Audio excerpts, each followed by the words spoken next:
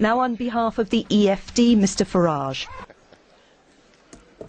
Well, good morning, Mr Shultz. President Shultz, I know it's my job to congratulate you, but given that we knew this result 2.5 years ago as a result of a stitch-up, there really doesn't seem to be much point. I mean, after all, nobody in Europe would ever, modern-day Europe, would ever have a big, powerful job that was decided by a full, open process. I'm sure Mr Barroso would agree. I was musing this morning. I was thinking, what kind of President Shultz are we going to get?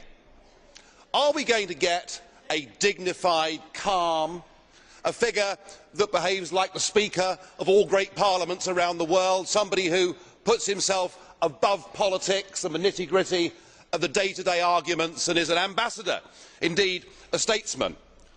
Or are we going to get the Martin Schulz we've got to know since 2004 as leader of the Socialist Group? You know the one I mean: snarling, angry, unable to control his temper, intolerant of anybody with an alternative point of view, somebody who is contemptuous when in free referendums people have the temerity to vote no, somebody who is anti-British to his fingertips and doesn't like free markets. I was wondering which one would we get. Well, your opening speech has settled that question for me, and it's pretty clear we're going to have 2.5 years of political fanaticism from the chair.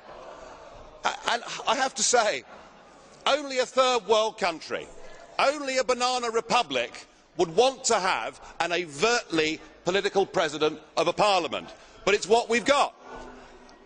I may represent the smallest group in this parliament, Mr Schultz, but I can tell you that it's a group whose ideas and whose views are now being echoed by a growing number of citizens right across this continent. I'm sure you'd agree. The opinion polls show it's kind of 50-50 whether people think this EU is a good thing or a bad thing. What we represent, sir, is not anti-Europeanism. That is not what it's about. We believe in nation-state democracy. We want a Europe of trade. We want a Europe of cooperation. We want a Europe that is responsible. We don't want a Europe that seeks to be a global superpower. We don't want a Europe run by Mr Barroso and the Commission and the so-called community method. And I will do my very best to provide political opposition to your presidency over the course of the next 2.5 years, and I hope you give us a fair hearing. Thank you.